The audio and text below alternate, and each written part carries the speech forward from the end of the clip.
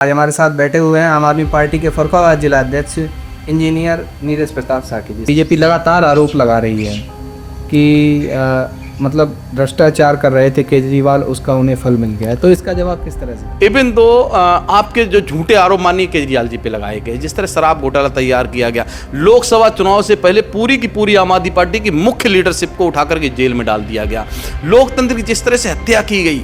अच्छा, हाल फिलहाल में अभी दिल्ली की भाजपा की नई मुख्यमंत्री बनाई गई हैं रेखा गुप्ता, उनको लेकर काफ़ी ज़्यादा चर्चा में है कि मतलब गाली गलौज प्रधान को मुख्यमंत्री बना दी गई है, ऐसा है या नहीं? किस नजरिए से देखते? इवन दो अमित शाह जी वो भी ऐसे ही तो की बात करते हैं, तो रेखा गुप्ता जी कहीं छुपी रह गई, तो इसलिए उनको लगता है कि ये सबसे महिलाओं में सबसे बड़े ज़्यादा जो है जो गाली गलौज की बातें जो ट्विटर पे आपने देखी होंगी, आज जो है जो रिमोट से चलने वाली एक मुख्यमंत्री तैयार हो गई हैं, और जो विधानसभा में सोकर के साबित उन्होंने कर दिया है कि उनके बस का कुछ नहीं है। अच्छा, एलजीजी को लेकर एक और बात अरविंद केजरीवाल जी कई बार कहते हैं, विधानसभा में भी कई और जगह कही है कि ये लोग हमें काम नहीं करने देते, या वोट खरीदे, कुछ भी किया हो या बेईमानी की हो, जैसे ही सरकार बनती है बीजेपी की उससे पहले ही वहां पे बुलडोजर पहुंच जाता है। तो ये गरीब विरोधी सरकार है जो माननीय मुख्यमंत्री जी बनी है, वो ये काम करके दिखाएं। अब तो एलजी भी उनका है, जो डबल इंजन की सरकार बोलते थे अब तो ट्रिपल इंजन की सरकार उनके पास है। दिल्ली के ऊपर आज 1 पैसे का कर्ज नहीं है,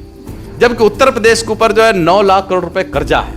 और मैं आपको इस बात को कह सकता हूं दावे के साथ, जिस दिन ये बीजेपी दिल्ली से हटेगी उस दिन लाखों करोड़ रुपए कर्जा होगा। कांग्रेस या फिर भाजपा, इन दोनों में से सबसे खतरनाक कौन है देश के? अभी वर्तमान में देखा जाए तो जिस तरह से भाजपा का जो काम करने का रवैया है, आज के समय पे लगभग सभी को ध्वस्त कर दिया है। एक सवाल एक अमेरिका में पूछा गया कि आपके अडानी के साथ क्या रिश्ते हैं, तो माननीय मोदी जी ने क्या जवाब दिया? वसुधैव कुटुंबकम। तो अमेरिका में आपने डांट भी खाई, अपने ऊपर प्रतिबंध भी लगवाए, आपने उनका शेष भी माफ किया। महिला राष्ट्रपति और मुझे याद आती हैं, उन्होंने अपने देश के नागरिकों को ससम्मान भेजने के लिए कहा, और अमेरिका के जो सैनिक जहाज थे उनको लैंड नहीं करने दिया। माननीय मोदी जी को भी लाल आंख दिखानी चाहिए थी और बताना चाहिए था कि हमारे देश के लोगों को सम्मान के साथ भेजिए, और हम अपने खुद के जहाज भेजते हैं, हमारे पास कोई जहाजों की कोई कमी नहीं है। अच्छा, आप लोगों पर एक आरोप ये भी लगता है दिल्ली में कि मोहल्ला क्लिनिक को लेकर, मोहल्ला क्लिनिक जो है वो कुछ समय के लिए खुलता है, पूरे टाइम नहीं खुलता है, और संडे को आप बीमार नहीं हो सकते, भाजपा वालों ने आरोप लगाया था। वहाँ पे भाजपा के कार्यकर्ता सरकारी कुर्सियों पर बैठ के सदस्यता अभियान जरूर हमने चलाते हुए देखे हैं और पकड़े भी हैं, क्योंकि इन्होंने वादे तो बहुत बड़े बड़े कर दिए हैं। इन्होंने कहा था कि हम बुलेट ट्रेन देंगे, हम 2 करोड़ रोजगार देंगे, इन्होंने कहा था कि हम युवाओं के लिए न जाने क्या क्या करेंगे, 15 लाख रुपए लाएंगे, काला धन वापस लाएंगे, ये सब जुमले थे। और मुझे लगता है कि जो आरोग्य क्लिनिक बना रहे हैं इसमें लोग हवन और पूजा करेंगे, हमें लगता है, और जो है वहाँ पे ज्योतिषी वगैरह बैठेंगे। अच्छा, कहीं ना कहीं जो आम आदमी पार्टी के जितना शीर्ष नेतृत्व था, मतलब जो बड़े लीडर्स थे, वो सभी चुनाव लड़े और सभी के सभी हार गए, उनमें से केवल एक बची हुई है अतिशी जी।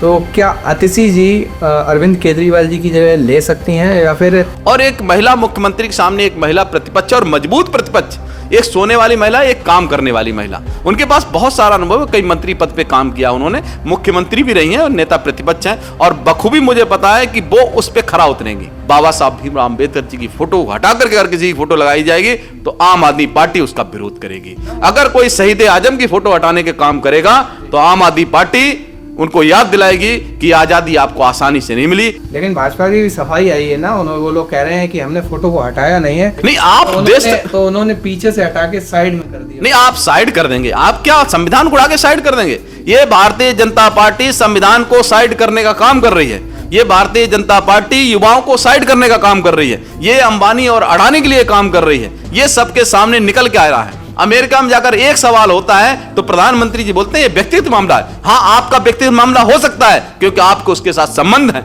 इसलिए आप उसको व्यक्तिगत मामला बता रहे हैं। ये देश का मामला है, ये हजारों लाखों करोड़ रुपए लूट का मामला है। इनको 11 दिन लग गए मुख्यमंत्री ढूंढने में, और ये 5 साल तक ये ढूंढते रहेंगे कि हम इन वादों को पूरा कैसे करें, पूरा कैसे करें, पूरा कैसे करें। और मंडी में, जहाँ साकनपुर मंडी है, वहाँ पर कई आरोप लगे थे कि भारतीय जनता पार्टी ने गड़बड़ किया है, तो क्या उस दिन हुआ था उसके बारे में ज़रा विस्तार से बताइए, क्योंकि बहुत सी बातें हैं वहाँ पर छिपी हुई हैं। उस दिन जो हुआ था वो लोकतंत्र की हत्या हुई थी।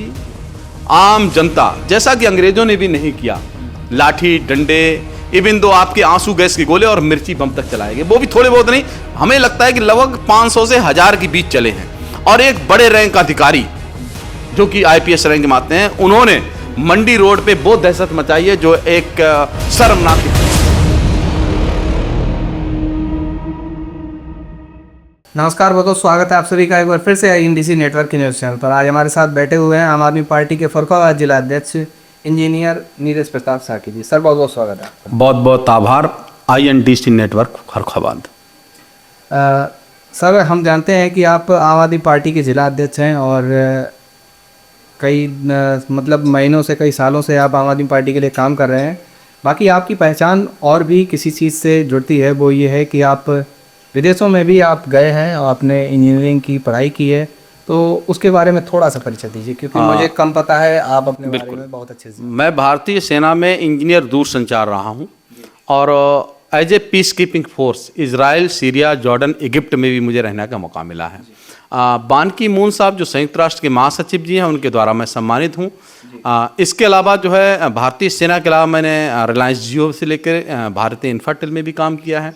सोशल वर्क संकिसा में आपका जो सुरक्षा प्रभारी है, बहुत बड़ा मेला वहाँ पे लगता है, लाखों की भीड़ होती है, उसका लगातार मैं 7 साल तक सुरक्षा प्रभारी रहा हूँ। सोशल वर्क बहुत सारी संस्थाएं हैं जिनके बीच मैं किसी न किसी तरीके से जुड़ा हूँ। किसी का मैं अध्यक्ष हूँ, किसी में कोषाध्यक्ष हूँ, किसी में युवा जिलाध्यक्ष, किसी में संरक्षक हूँ।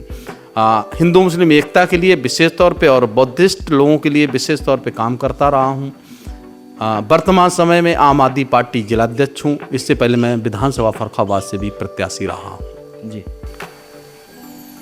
तो ये आपकी पहचान है और पहचान और भी बड़ी हो जाएगी आपकी नज़रों में जब आप ये वीडियो जो है वो पूरी देखेंगे। तो चलिए सवालों की तरफ चलते हैं और देखिए इस इंटरव्यू में आपको बहुत ही आनंद आने वाला है। तो सवालों की तरफ चलते हैं। सर, अभी हाल फिलहाल में आम आदमी पार्टी चुनाव मतलब हार गई और इस पर बीजेपी जो है वो लगातार, आप आम आदमी पार्टी से हैं, बीजेपी लगातार आरोप लगा रही है कि मतलब भ्रष्टाचार कर रहे थे केजरीवाल, उसका उन्हें फल मिल गया है। तो इसका जवाब किस तरह से देंगे? जिस तरह से दिल्ली चुनाव परिणाम आए थे, ये मानता हूँ अप्रत्याशित रहे हैं। देश की जनता ये चाहती थी कि माननीय केजरीवाल जी जीतें, और जो दिल्ली मॉडल की हम बात करते हैं, वो दिल्ली मॉडल बहुत बेहतरीन मॉडल था और बहुत बेहतरीन है। आज के समय पे दिल्ली जैसी व्यवस्था जो दिल्ली में थी वो कोई मेंटेन नहीं कर सकता है। देश के सबसे बेहतरीन मुख्यमंत्री जिनका नाम माननीय केजरीवाल जी है। अब बात करते हैं उनके हारने की या पार्टी के हारने की, तो जब पूरी कायनात एक तरफ हो जाए, सबने देखा, चाहे चुनाव आयोग हो, चाहे आपका जो है पुलिस प्रशासन हो, चाहे आपकी जो है कांग्रेस रही हो, चाहे ओवैसी जी रहे हों, इवन दो आपके जो झूठे आरोप माननीय केजरीवाल जी पे लगाए गए, जिस तरह शराब घोटाला तैयार किया गया, लोकसभा चुनाव से पहले पूरी की पूरी आम आदमी पार्टी की मुख्य लीडरशिप को उठा करके जेल में डाल दिया गया, लोकतंत्र की जिस तरह से हत्या की गई, और जिस प्रकार से महाराष्ट्र में, आपके हरियाणा में और दिल्ली में वोटों में और कास्ट वोटों में बहुत बड़ा जो अंतर है, जो मुख्य चुनाव आयुक्त हैं, आज लोग कहने लगे हैं कि इन्होंने लोकतंत्र की हत्या की है। आज मुंबई हाई कोर्ट में, हरियाणा के हाई कोर्ट में और दिल्ली के हाई कोर्ट में बहुत बड़े सवालात उठे हैं।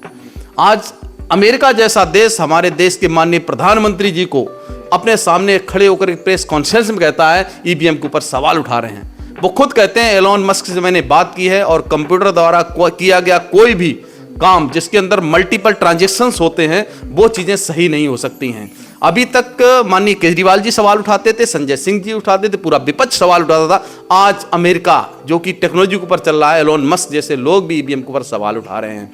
तो वर्तमान समय पे ये हार नहीं है, मैं कहता हूं कि ये जो किया गया है वो लोकतंत्र की हत्या है, और ये अभी नहीं थोड़ी देर में निकल के सामने आ जाएगा। बीजेपी ज्यादा खुश होने की कोशिश ना करे। उन्होंने खुद कहा है कि हम दिल्ली मॉडल को पूरा का पूरा लागू करेंगे और 2500 रुपए इसके अलावा महिलाओं को और देंगे, और भी उनके वादे हैं।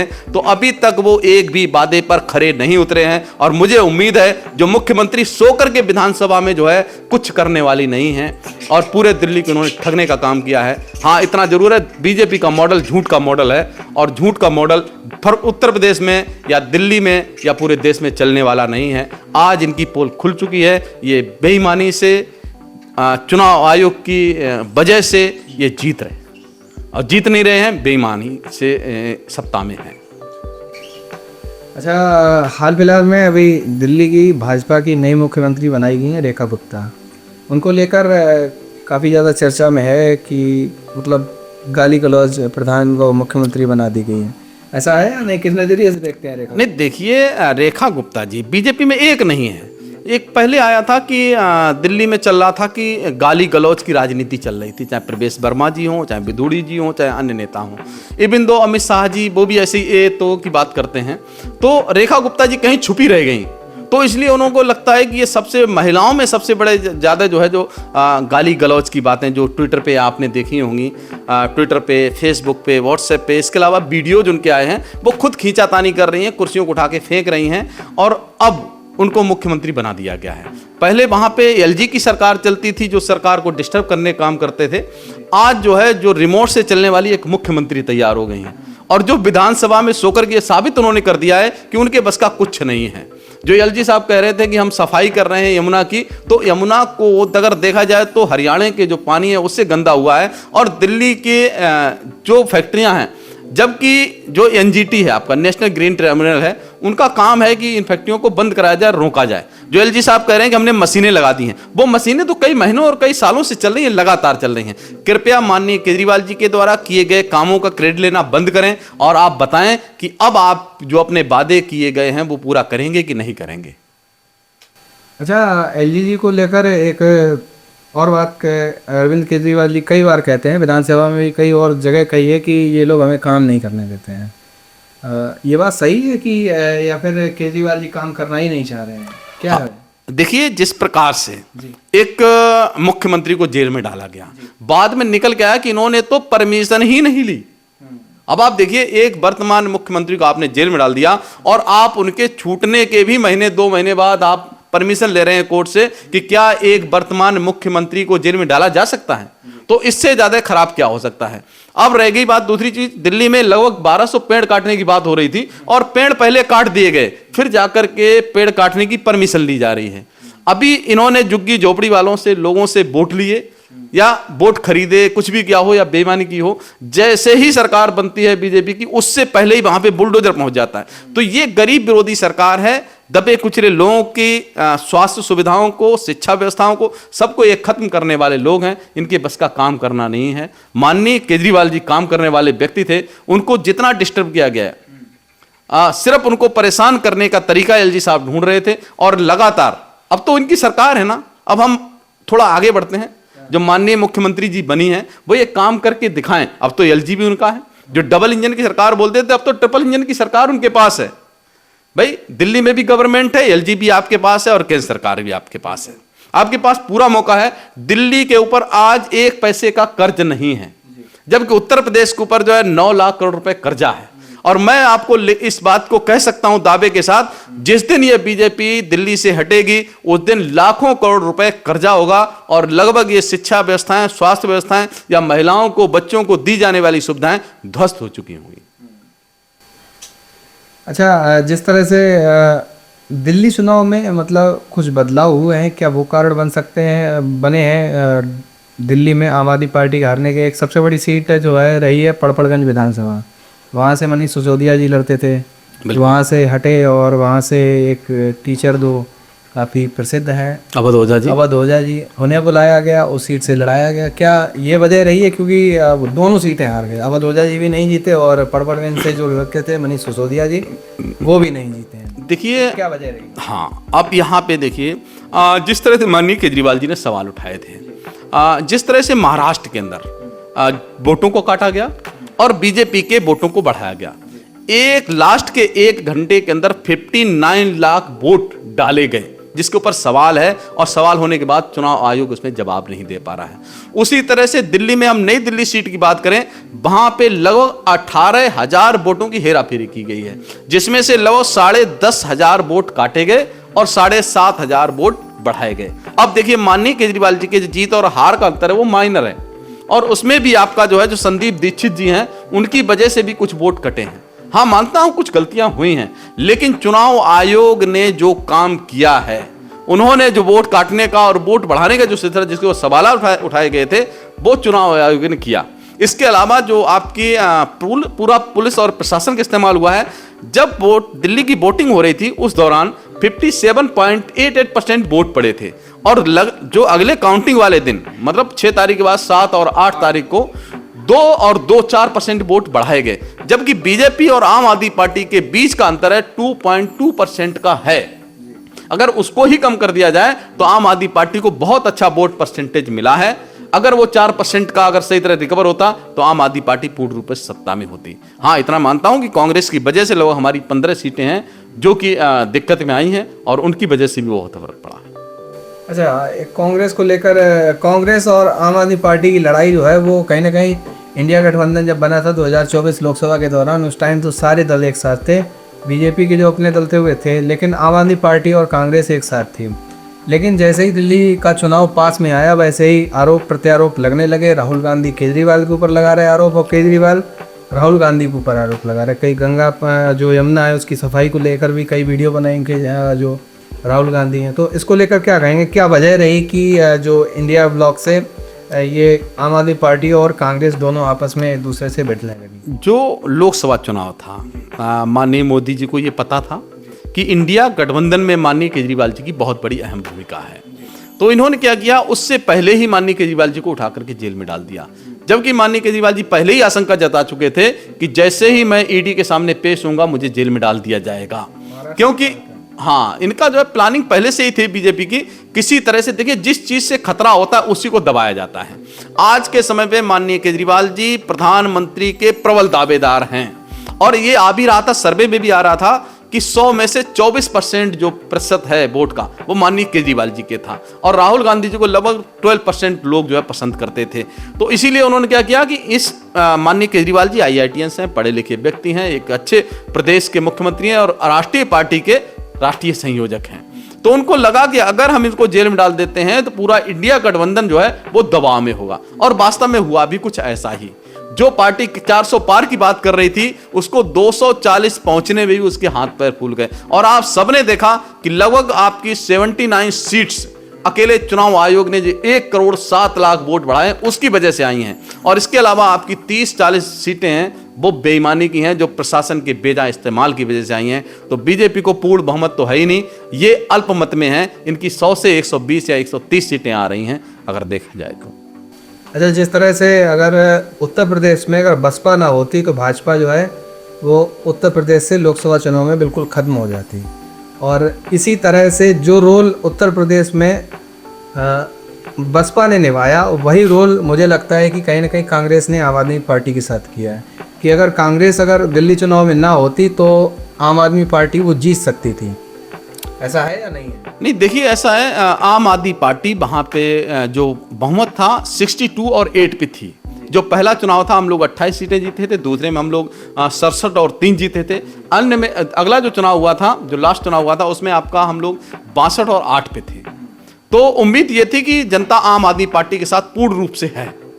अच्छा, इस मामले में जिस तरह से हरियाणा में गठबंधन नहीं हो पाया था तो शायद उस तरह के वो केंद्र का मामला है, उसमें कितना प्रयास किया गया कितना नहीं किया गया। हाँ, इतना जरूर है कि हम लोग कांग्रेस और सब मिलकर के एक साथ जुट होकर लड़ते तो परिणाम कुछ अलग होते। बिल्कुल।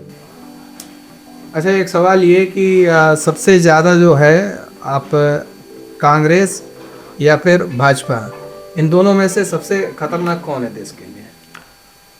अभी वर्तमान में देखा जाए तो जिस तरह से भाजपा का जो काम करने का रवैया है, हमारे देश में लोकतंत्र में 4 मुख्य बिंदु होते हैं आपकी, व्यवस्थापिका, न्यायपालिका, कार्यपालिका, और इसके बाद आपकी एक होती है पत्रकार, जो विपक्ष का हिस्सा होते थे। आज के समय पे लगभग सभी को ध्वस्त कर दिया है। आज के समय पे कोई भी सिंगल पत्रकार जो है माननीय मोदी जी से ये सवाल नहीं पूछता है कि आपके अडानी के साथ क्या रिश्ते हैं, आपने जो ईवीएम में हेरा फेरी की है, या आप जो भ्रष्टाचार कर रहे हैं, आप जो भ्रष्ट लोगों को अपनी पार्टी में शामिल कर रहे हैं, उसके ऊपर आप क्या जवाब देंगे। एक सवाल एक अमेरिका में पूछा गया कि आपके अडानी के साथ क्या रिश्ते हैं, तो माननीय मोदी जी ने क्या जवाब दिया, वसुधैव कुटुंबकम।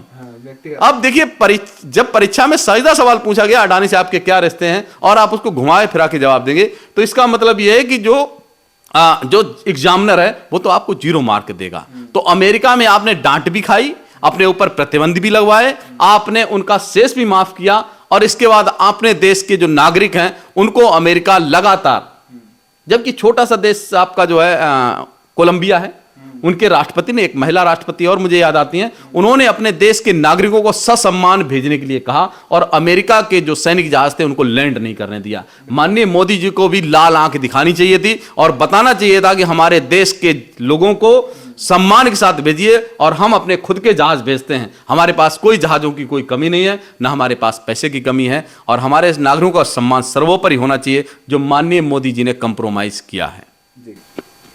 अच्छा, आप लोगों पर एक आरोप ये भी लगता है दिल्ली में कि मोहल्ला क्लिनिक को लेकर, मोहल्ला क्लिनिक जो है वो कुछ समय के लिए खुलता है, पूरे टाइम नहीं खुलता है, और संडे को आप बीमार नहीं हो सकते। भाजपा वालों ने आरोप लगाया था कि संडे को अगर आरोप हो गए, आप बीमार हो गए अगर आप, तो इलाज नहीं हो सकता है। जिस तरह से मोहल्ला क्लिनिक की बात की जाए, मैं बताऊं आपको, दिल्ली की जो मोहल्ला क्लिनिक है और पंजाब में जो मोहल्ला क्लिनिक है, आज के समय पे लगभग दिल्ली के मोहल्ला क्लिनिकों में लगभग 580 के करीब मोहल्ला क्लिनिक दिल्ली में है और 800 से ज़्यादा आपके पंजाब में है। पंजाब में लगभग 2 करोड़ लोगों का इलाज लगभग हो चुका है। इसके अलावा दिल्ली में भी करोड़ों लोगों का इलाज होता है। मैं अपने फर्रुखाबाद की बात करूं, फर्रुखाबाद जिला अध्यक्ष होने के नाते फर्रुखाबाद से भी हमने कई लोगों को ऐसे भेजा है जिनको जरूरत थी, जिनके पास इलाज के पैसे नहीं थे, जिनको यहाँ पे सुविधाएं फर्रुखाबाद की आप देखते हैं कि राम मनोहर लोहिया हॉस्पिटल में भी अगर देखा जाए तो एक दवाई की टिक्की लेने के लिए भी आपको बहुत जद्दोजहद करनी पड़ेगी। 2-3 दिन लग हाँ, 2-3 दिन लग जाते हैं और कोई सुविधा है नहीं। आपने देखा वहाँ पे भाजपा के कार्यकर्ता सरकारी कुर्सियों पर बैठ के सदस्यता अभियान जरूर हमने चलाते हुए देखे हैं और पकड़े भी हैं। हाँ, तो कहने का मतलब ये है कि हमने लगभग 1000 से भी ज़्यादा लोगों का, मेरे पास डिटेल्स हैं, डाटा है, आप ले सकते हैं, उनका इलाज हमने दिल्ली में करवाया है। उनके इलाज हुए हैं, उनके ऑपरेशंस हुए हैं, उनको दवाइयाँ मिलती हैं।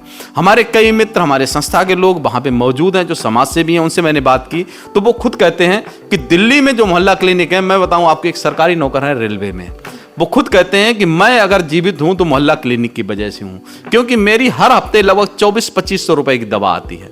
एक व्यक्ति जिसको पेंशन मिलती है, आप जानते हैं कितनी पेंशन मिलती है, लगभग 8 से 9 हज़ार रुपए का उनको हर महीने फायदा है। वो कहते हैं कि मैं एक पर्ची लेकर के मोहल्ला क्लिनिक दे करके आता हूँ, बता देता हूँ कि मैं आपका ये मेरा प्रिस्क्रिप्शन चल रहा है, तो उनको दवाइयाँ मुहैया हो जाती हैं।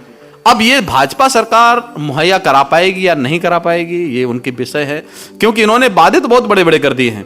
इन्होंने कहा था कि हम बुलेट ट्रेन देंगे, हम 2 करोड़ रोजगार देंगे, इन्होंने कहा था कि हम युवाओं के लिए न जाने क्या क्या करेंगे, 15 लाख रुपए लाएंगे, काला धन वापस लाएंगे, ये सब जुमले थे। और मुझे लगता है कि जो आरोग्य क्लिनिक बना रहे हैं, इसमें लोग हवन और पूजा करेंगे, हमें लगता है, और जो है वहां पे ज्योतिषी वगैरह बैठेंगे, इससे ज्यादा इनके बस का कुछ नहीं है। और गाली गलौज वाले नहीं, डॉक्टर तो कैसे बैठ सकते हैं, जब वहां पे इंजीनियर और डॉक्टर जब सत्ता में होंगे तभी तो बैठेंगे। यहां तो गाली गलौज वाले लोग हैं। तो अब भाजपा ने कब्जा किया है। अभी देखिए, एक गाड़ी होती है जिसके ऊपर कब्जा तो कर सकते हो, जब उसका ड्राइवर अच्छा नहीं होगा तो गाड़ी नहीं चल पाएगी। तो अब इनको सिद्ध करना है कि दिल्ली आप कैसे चलाएंगे, कैसे मोहल्ला क्लिनिक मेंटेन करें। पिछली बार की मैं बात करता हूं आपको, 2024 में 1414 बच्चे नीट में सिलेक्ट हुए हैं, डॉक्टर बने, जो सरकारी स्कूल के थे। मुझे कहीं याद नहीं आता कभी उत्तर प्रदेश में बने हो, किसी बिहार में बने हो सरकारी स्कूल के बच्चे। अगर एक भी डॉक्टर बन जाए तो मुझे बता देना। ये माननीय केजरीवाल जी का जादू है, जिन्होंने महिलाओं के लिए, सबके लिए ये बस यात्रा फ्री की, बिजली फ्री की, पानी फ्री की, शिक्षा, स्वास्थ्य लेके जाने कितनी सुविधाएं, आपकी 76 सुविधाएं ऐसी की जो आपकी डोर स्टेप डिलीवरी मिल रही थी। तो माननीय अब ये मोदी जी और आपकी जो रेखा गुप्ता जी हैं, उनकी जिम्मेदारी है, एलजीपी आपके साथ हैं, तो आप इनको वादों को पूरा करें। सबसे पहले वो 2500 रुपए वाला वादा पूरा करें जो दिल्ली की सम्मानित माताओं और बहनों के लिए आपने वादा किया है।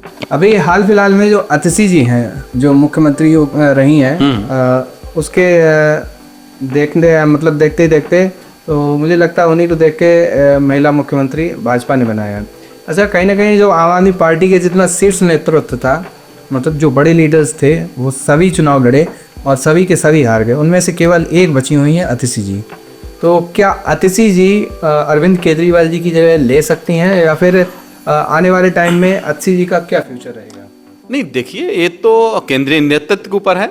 आम आदमी पार्टी में कार्यकर्ता होते हैं, वॉलंटियर्स होते हैं, और हम लोग बड़े डिसिप्लिन लोग हैं, पढ़े लिखे लोग हैं, काबिल हैं। आशीष भी ऑक्सफोर्ड से पढ़ी हुई हैं। अभी वो नेता प्रतिपक्ष हैं और उस भूमिका में बिल्कुल खरी उतरती हैं।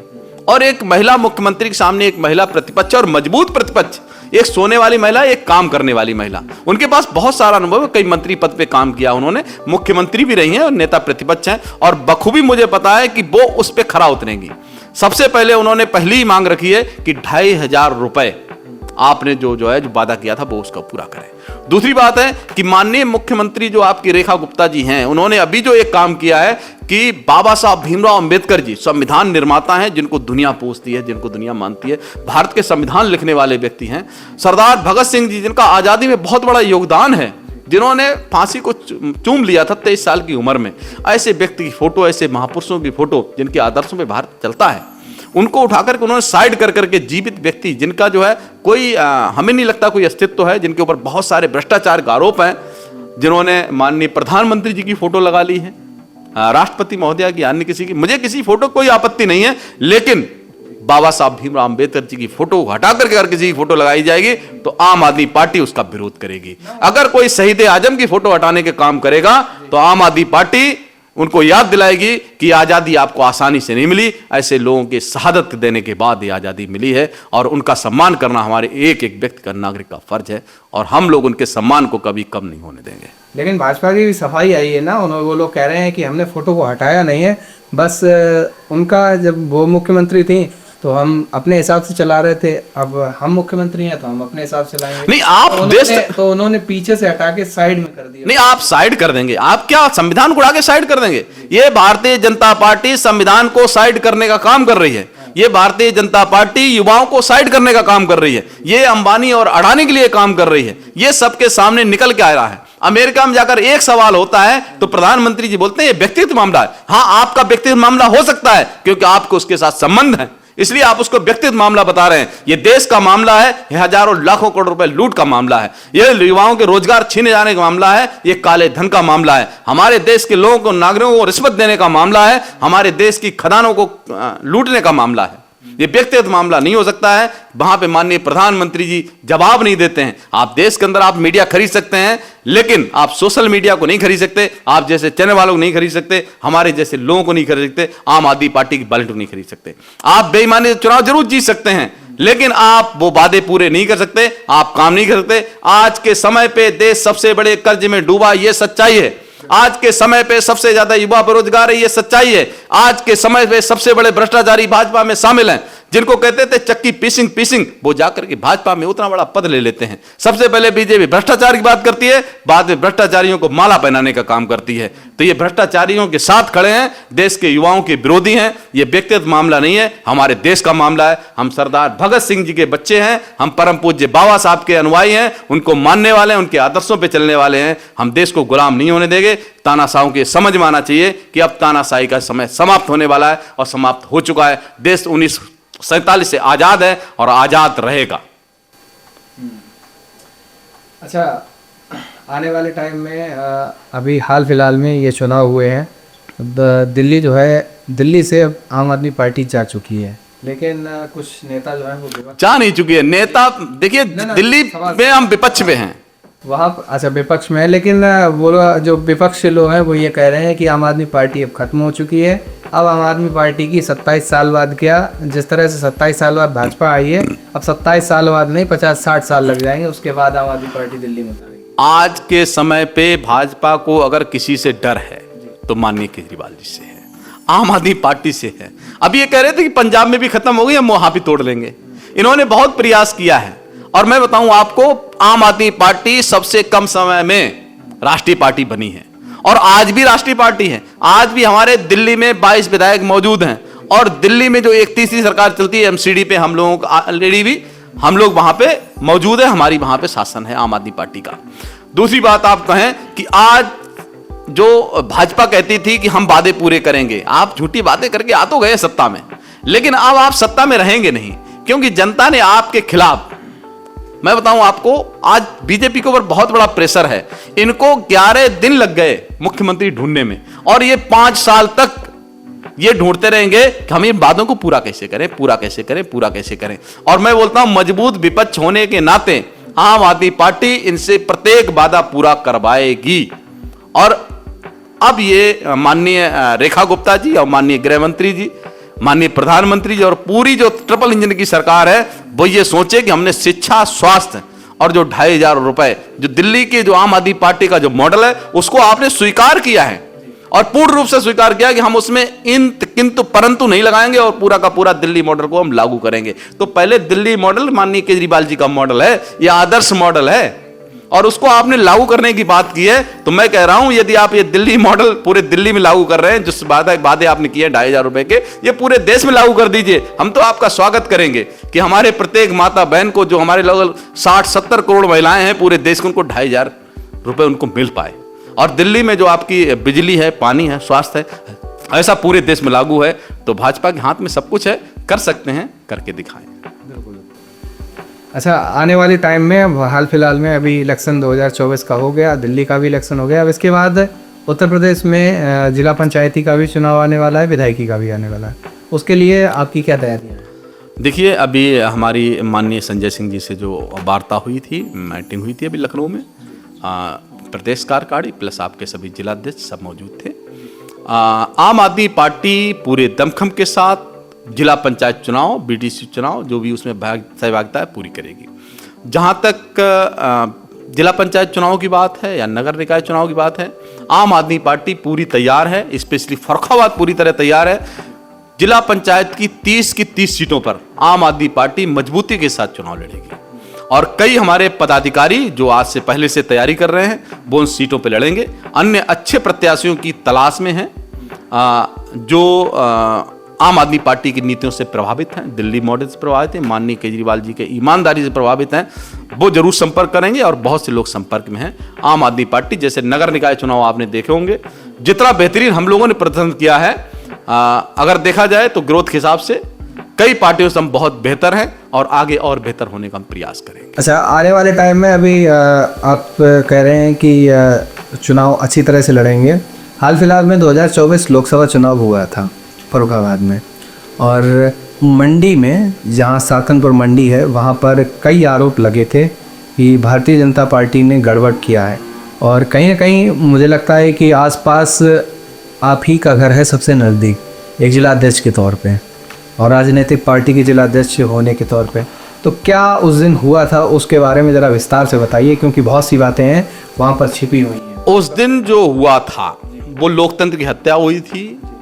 आम जनता, जैसा कि अंग्रेजों ने भी नहीं किया, लाठी डंडे, इवन दो आपके आंसू गैस के गोले और मिर्ची बम तक चलाए गए, वो भी थोड़े बहुत नहीं, हमें लगता है कि लगभग 500 से 1000 के बीच चले हैं। और एक बड़े रैंक अधिकारी जो कि आईपीएस रैंक में आते हैं, उन्होंने मंडी रोड पे बहुत दहशत मचाई है, जो एक शर्मनाक इतिहास है। मैं खुद एक वर्दी वाला रहा हूं, संयुक्त राष्ट्र संघ में मैंने सर्विस की है, तो ऐसा घोर अन्याय मैंने कभी नहीं देखा जो देश की जनता के साथ अत्याचार किया गया, लोकतंत्र की हत्या की गई। और मैं बताऊं आपको, जो 3 किलोमीटर 4 किलोमीटर का एरिया है सेंट्रल जेल से लेकर आईटीआई तक, ये माहौल था, कर्फ्यू जैसा माहौल था। और मुझे पता है, मेरे बारे में सब लोग जानते हैं कि एक ईमानदार और कट्टर ईमानदार है जो किसी को सुनता भी नहीं है, जो कि अन्याय के खिलाफ कभी भी लड़ता है। अकेले मैं बताऊं आपकी मेरी आदत है, मैं जो है, मुझे अन्याय बर्दाश्त नहीं है और मुझे भ्रष्ट लोग, भ्रष्ट अधिकारी या आपके भ्रष्ट राजनेता बिल्कुल पसंद नहीं है। आप वहाँ पर थे, मौजूद थे जब हमने देखा था आपकी वीडियो वायरल हुई थी, जहाँ आप मंडी में थे, गाड़ी वगैरह कोई अंदर जा रही थी, तब आप बोल रहे थे कि ये सब गलत हो रहा है। हाँ, ये देखिए, उस दिन मैं बताऊं घटना क्या थी कि आपका दूसरा दिन था, ईवीएम जमा हो चुकी थी। जमा होने के बाद मैं सुबह जो है 7 बजे वहां पे गया था, क्योंकि मैं रात को भी डिटेल था। मैं सुबह गया तो वहां पे सीसीटीवी कैमरे नहीं चल रहे थे और जहां तक मुझे अनुमान था कि वहां पे कुछ ऐसा होने वाला है कि जिसकी वजह से ये चुनाव जो है एक तरफा किया जाएगा, ये बेईमानी की जाएगी। तो मैं दिन के 10 बजे वहां पे गया हूं दोबारा, तब भी वहां पे, जबकि मैंने वहां पे जो जरूरी अधिकारी थे, डीएम साहब थे या आपके जो है उस समय सिटी मजिस्ट्रेट हुआ, उनको मैंने फोन करके बताया था कि यहाँ पे सीसीटीवी कैमरे काम नहीं करे। उन्होंने आश्वासन दिया था कि आधे घंटे में ठीक हो जाएंगे। 10 बजे तक वो चालू नहीं हुए और मुझे रोक दिया गया कि आप आगे नहीं जाएंगे, कि आप कार्ड दिखाइए, फलाना दिखाइए। और उसी समय माननीय सांसद जी के प्रतिनिधि और वहां पे कई नेता जो है आकर के सीधी उनकी गाड़ी अंदर चली जाती है, जिसके ऊपर मैंने कहा था कि ये अन्याय है और ये गलत हो रहा है, ये होना नहीं चाहिए। वो सवाल जो है मैंने उठाए थे, बिल्कुल वाजिब सवाल थे, बहुत सारा प्रेशर था, वो वीडियो भी वायरल हुआ और प्रशासन ने भी माना कि उन पे गलतियां हुई हैं। और बाद में जो है वो सीसीटीवी कैमरे ठीक किए गए। ठीक करने के बाद वो रात का शाम का 6-7 बज गया था, तब जाकर वो कैमरे जाकर के ठीक हुए हैं। जो 24 और 48 घंटे का जो समय था, क्योंकि ईवीएम आने से पहले कैमरे चालू होने चाहिए थे और दूसरे दिन तो मतलब लगातार चालू नहीं, तो 48 घंटे बाद वो कैमरे चालू हुए हैं। तो इसमें प्रशासन का बहुत बड़ा फेलियर है या मिलीभगत है। रह गई बात काउंटिंग वाले दिन की, माननीय सीओ सिटी महोदय, उनको पहले से ही ये पता अंदेशा था कि नीरज प्रताप शाक्य आम आदमी पार्टी जिलाध्यक्ष, हमने बखूबी गठबंधन जो हमारा धर्म था वो हमने निभाया। पहले प्रचार प्रसार किया और इसके बाद पूरा सहयोग किया। काउंटिंग वाले दिन उन्होंने सुबह ही आकर के मेरे घर पे आकर के मुझे, मैं बाएं दरवाजे पे ही था, मुझे बुलाया कि बोला आप चलिए मेरे साथ। मैं बोला वजह क्या है? कि बोला नहीं मैं वजह नहीं बताऊंगा, आपको सिर्फ थाने चलना है, वहीं बैठना है। तो मैं बोला मुझे आरोप बताइएगा। बिना किसी कसूर के सीओ सिटी और थाना मऊ दरवाजा और कादरी गेट के साथ मिलकर के मुझे थाने में बिठा दिया गया और रात के 8:37 में मुझको छोड़ा गया। इसके बीच में जो खेल हुआ है वो आप लोग सबके सामने है, उसके वीडियोज हैं, फुटेज हैं। आज के समय में फर्रुखाबाद में जो हमारे प्रमाण पत्र वाले सांसद जी हैं, ऐसे प्रमाण पत्र वाले सांसद बनने का मुझे नहीं लगता किसी को शौक होना चाहिए। इस शर्मनाक करतूतों से अच्छा है कि हार जाइए आप। एक व्यक्ति जो ईमानदारी से चुनाव लड़ा, जनता के दिलों पर राज्य किया और राज्य करने के बाद उन्होंने अच्छे मतों से वो जीत रहे थे, उनका प्रमाण पत्र उठाकर के खुद ले लेना ये तो अन्याय और बेईमानी है। और जनता के ऊपर जो अत्याचार किया है वो जनता आज नहीं तो कल बदला जरूर लेगी और ऐसे लोगों को फर्रुखाबाद की जनता ने कभी माफ किया है, ना कभी माफ करेगी। अच्छा, सांसद मुकेश राजपूत जो फर्रुखाबाद के सांसद हैं और जो डॉक्टर नवल किशोर साक्य जो भी प्रत्याशी रहे हैं सपा से, नवल किशोर साक्य के हारने की और सांसद मुकेश राजपूत के जीतने की सबसे बड़ी वजह आपको क्या लगी? नहीं देखिए, हारना जीतना तो अलग बात है जी। देख तो जीतेगा कोई हारेगा, जो अच्छा काम करेगा वो जीतेगा और जो अच्छा नहीं करेगा तो उसको जनता नकार देगी। लेकिन जनता ने जो फैसला किया है उसका सम्मान करना एक जनप्रतिनिधि का काम है और जो नहीं हुआ है इस बात पे तो हम सवाल उठाएंगे। हाँ, मेरा व्यक्तिगत किसी से कोई लेना देना नहीं है, आप अपनी पार्टी के लिए काम कर रहे हैं, हम अपनी पार्टी के लिए काम कर रहे हैं, लेकिन लोकतंत्र का सम्मान किया जाए, ईमानदारी से चुनाव हो, पुलिस प्रशासन जनता की सेवा के लिए है, ना कि उनके ऊपर लठ बजाने के लिए, ना अंग्रेज जैसे अत्याचार करने के लिए। ये चीजें कभी बर्दाश्त नहीं की जाएंगी और ना की जानी चाहिए। फर्रुखाबाद का इतिहास रहा, यहां से राम मनोहर लोहिया जी जो ये कुर्ते में आते हैं और कुर्ता पैजामा से जाने के बाद वो सांसद बनते हैं और आज उनकी विचारधारा के ऊपर एक पार्टी चलती है। माननीय मुलायम सिंह धरतीपुत्र जिन्होंने लोहिया अस्पताल देकर गए, उनकी कर्मभूमि फर्रुखाबाद भी रही है। फर्रुखाबाद की धरती भगवान बुद्ध की है, जैन मुनि की है। फर्रुखाबाद की धरती श्रृंगी ऋषि जी की है जो करुणा मैत्री प्रेम से भी चलती है। ये धरती मोहम्मद खां बंगस की भी है। जब स्वतंत्रता संग्राम होता है तो 161 लोग फर्रुखाबाद के शहीद होते हैं। ये शहीदों की धरती है, तो इस पे ऐसा कुकृत्य मत करिए कि लोकतंत्र का चीर-हड़ा और हत्या मत करिए। आपको अगर वोट दिया है, आपने ससम्मान अगर चुनाव जीता है तो आप प्रमाण पत्र लीजिए। किसी के प्रमाण पत्र से कोई सांसद या विधायक नहीं हो जाता है। जनता के दिलों पे जगह बनानी पड़ती है और उसमें मुझे लगता है कि डॉक्टर नवल किशोर जी कामयाब रहे जी। कुछ आखिरी सवाल बचे हुए हैं, वो भी पूछ लेते हैं, काफ़ी लंबा इंटरव्यू हो गया। अच्छा, समाजवादी पार्टी उत्तर प्रदेश में कई बार राज कर चुकी है, उसको किस नज़रिए से देखते हैं समाजवादी पार्टी? हाँ देखिए, माननीय मुलायम सिंह जी की हम बात करें जी, जब वो शुरुआत में धरतीपुत्र के नाम से जाने जाते हैं, मैं जब उनकी अंत्येष्टि हुई थी तो मैं वहाँ गया था, तो जनता के दिलों में उनके प्रति जो प्यार है वो एक इतिहास है। इतनी बड़ी भीड़, इतना सम्मान मैंने कभी किसी का नहीं देखा। माननीय अखिलेश जी बड़े आदमी हैं, बड़े चेहरा हैं, आम आदमी पार्टी का दिल्ली में बहुत अच्छा साथ दिया है और हमें उम्मीद है कि फर्रुखाबाद में भी आम आदमी पार्टी और जो आपका पीडीए का जो फार्मूले के ऊपर जो आपकी समाजवादी पार्टी चल रही है, सामंजस्य बना रहेगा। हाँ, इतना जरूर है कि आम आदमी पार्टी अच्छी तरह से लड़ती है चुनाव। नगर पालिका चुनाव हम लोगों ने अपने दम पे लड़ा था और जो आगामी चुनाव है आपका जिला पंचायत का, वो भी हम लोग लड़ेंगे, क्योंकि हम लोगों को कैडर भी तैयार करना है, लोगों के बीच जाना भी है और पहले भी गए हैं। तो लोगों ने तहे दिल से आम आदमी पार्टी का स्वागत किया है। इतना जरूर है कि लोगों के दिलों में आम आदमी पार्टी की जो जगह है, साथ में अब दिल्ली चुनाव के बाद संवेदनाएं और बढ़ी हैं। लोग चाहते हैं कि आम आदमी पार्टी आए। मैंने कई लोगों से बात की तो उनके दिलों में आम आदमी पार्टी आज जीवित है और वो कह रहे हैं कि दिल्ली में जो हुआ, कुछ भी हुआ हो, आम आदमी पार्टी, माननीय केजरीवाल जी एक बहुत बढ़िया ईमानदार और अच्छे व्यक्ति हैं और उनकी ये षड्यंत्र दिवस हार हो सकती है लेकिन उनकी व्यक्तिगत हार नहीं है। दिल्ली मॉडल आज भी प्रासंगिक है और फर्रुखाबाद की जनता आम आदमी पार्टी को जरूर सर आंखों पे रखेगी और उसी तरह से हम लोग जो है चुनाव लड़ेंगे। बसपा से कई बार की मुख्यमंत्री रही हैं मायावती जी, उनके बारे में क्या विचार हैं आपके, क्या कहना चाहेंगे? देखिए ऐसा है, उनकी पार्टी का मामला है।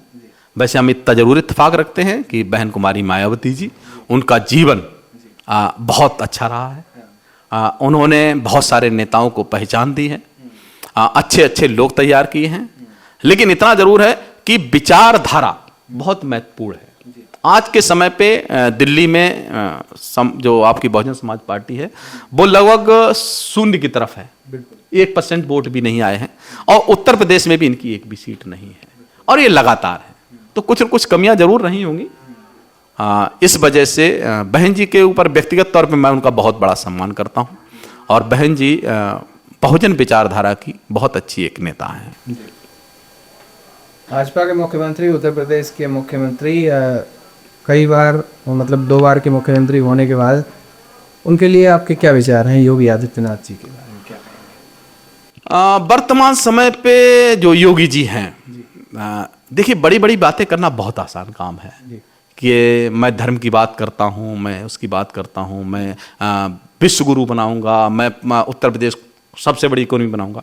आज के समय पे शिक्षा के मामले में अगर देखा जाए तो लगातार पिछले, मैंने पहले सवाल किया था, 27,000 के करीब स्कूल बंद हो चुके हैं और 30,000 स्कूलों पर इनकी नजर है कि जिनको अब बंद किया जाएगा या मर्ज किया जाएगा। इनके शिक्षा मंत्री जी ने खुद विधानसभा में स्वीकार किया है कि लगभग 1 साल में 9 लाख बच्चे शिक्षा से दूर हुए हैं। आज के समय पे प्रत्येक गांव में, प्रत्येक शहर में बिजली का बिल सबसे ज्यादा आता है और बहुत ज्यादा पेंडिंग है। उसकी वजह यह है कि उत्तर प्रदेश में सबसे ज्यादा महंगी बिजली बिकती है और जो प्राइवेटाइजेशन माननीय मुख्यमंत्री जी ने जो तरीका अपनाया है, उत्तर प्रदेश के अंदर जो परीक्षाएं हैं वो सबसे ज्यादा लीक हो रही हैं। तो इसका मतलब यह है कि योगी जी वीक है, इसीलिए परीक्षाएं लीक हैं। तो ये सशक्त मुख्यमंत्री नहीं है। और रहेगी बात जो आपकी कहते हैं गुंडे और मवाली उत्तर प्रदेश छोड़ के शामिल चले गए हैं, तो ये पूरे भाजपा में शामिल हो गए हैं। आज के समय पे एक जाति विशेष के वो मुख्यमंत्री बचे हैं, वो सर्वजन के लिए नहीं है और न सर्वजन के साथ न्याय हो रहा है। जिस तरह से शाक्य, कुशवाहा, मौर्य, सैनी, पाल, धीमर, कश्यप या एससी वर्ग, स्पेशली मुस्लिम समाज को टारगेट किया जा रहा है, ये सिलेक्टिव टारगेटिंग ठीक नहीं है। ये जातिगत मुख्यमंत्री के मोह से बाहर निकलना चाहिए। बड़े बड़े पदों पे जिस तरह फर्रुखाबाद के अंदर एक विशेष जाति के लोग या विशेष वर्ग के लोगों को जिस तरह से सर्वोपरि पदों पे बिठाया गया है, ये उचित नहीं है। जनसंख्या के अनुपात में शीर्ष पदों पे लोग बैठने चाहिए। आज के समय पे जो जातिगत जनगणना जरूरी है वो उत्तर प्रदेश में भी होनी चाहिए और पूरे देश में होनी चाहिए, पता तो लगे। और भविष्य में यदि जातिगत जनगणना होती है तो देखिए उससे कोई व्यवस्था वाली बात नहीं आ रही, उससे ये निकल के आएगा कि किस व्यक्ति को ज्यादा प्रशासनिक मदद की जरूरत है, सरकारी सुविधाओं की जरूरत है, शिक्षा की जरूरत है, तो वो आंकड़े तभी निकल के आएंगे जब जातिगत जनगणना होगी। और आम आदमी पार्टी या आम आदमी पार्टी जिला होने के नाते मैं गुजारिश करता हूं कि माननीय मुख्यमंत्री जी जो उन्होंने वादे किए हैं वो पूरे करें और कृपया टारगेटेड लोगों को जो है कि जाति विशेष के लोगों को बढ़ावा न दे करके पूरे प्रदेश के 23 करोड़ लोगों को बढ़ावा दें, शिक्षा के ऊपर काम करें और जो लीक उनके ऊपर बीक का जो टैग लगा हुआ है परीक्षा लीक का पुण्य ना हो, युवाओं को रोजगार मिले। अच्छा, आप कहीं ना कहीं बौद्ध धर्म से जुड़े हुए हैं? नहीं, मैं बौद्ध धर्म, देखिए ऐसा मेरी मान्यता व्यक्तिगत हो सकती है, हम सबका सम्मान करते हैं। मैं उसी को लेकर सवाल करना चाहूँगा कि आप बौद्ध धर्म से जुड़े हैं तो कहीं ना कहीं ये हाल फिलहाल में भी हमने घटनाएं देखी हैं। बदायूं में एक हुआ था मजिया कांड, तो वहाँ पर न्याय मिल गया लोगों को। एक और चल रहा है बोध गया में, तो बोध गया में कई दिनों से धरना चल रहा है, तो उसको लेकर क्या कहेंगे, क्या वजह है, क्या? देखिए जहाँ तक मैं कई देशों में रहा हूँ, है ना, इजराइल, सीरिया, जॉर्डन, इजिप्ट में रहा हूँ। आपके इजराइल में बहाई धर्म है, यहूदी धर्म है, ईसाई धर्म है। मैंने कहीं नहीं देखा कि किसी धर्म का व्यक्ति अन्य धर्म के धर्म स्थल पे पुजारी हो या वहां पे मौलवी हो या वहां पे पादरी हो, कुछ और हो। लेकिन बोध गया एक अपवाद है जहां पे भगवान तथागत गौतम बुद्ध को ज्ञान प्राप्त हुआ था, और वो जो जगह है, पवित्र जगह है, महाविहार है। तो वहां पे बौद्ध अनुयायियों का ही जो है मैनेजमेंट होना चाहिए, इसका मैं भी पक्षधर हूं और ये होना भी चाहिए। जिस तरह मजिया में सरकार को अपनी गलती लगी तो उन्होंने अपने पैर वापस लिए, तो बोध गया में भी जो है वहां पर जो मैनेजमेंट है, जिस तरह से मंदिर का पुजारी कोई मौलवी नहीं होता और या मस्जिद में कोई जो है पुजारी वहां पे पूजा पाठ करने नहीं जाता है, तो उसी तरह से आपका बोध गया महाविहार पे बौद्ध अनुयायियों का कब्जा होना चाहिए और वहां पे मैनेजमेंट होना चाहिए। क्योंकि देखिए, भगवान तथागत गौतम बुद्ध करुणा, मैत्री, प्रेम का संदेश देते हैं। आज दुनिया में भारत की पहचान, माननीय मोदी जी भी वहां जाकर संयुक्त राष्ट्र में कहते हैं कि मैं बुद्ध की धरती से आया हूं।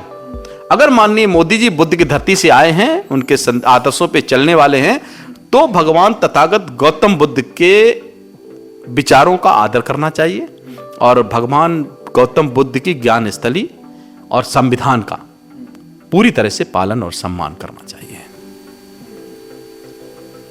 तो ये थे हमारे सवाल, तो खत्म हो गए। और आपके अनुसार अगर कुछ रह गया हो, मुझे आपको लगता हो कि मैंने कुछ नहीं पूछा है, अगर आप बोलना चाहें तो खुल कर दीजिए।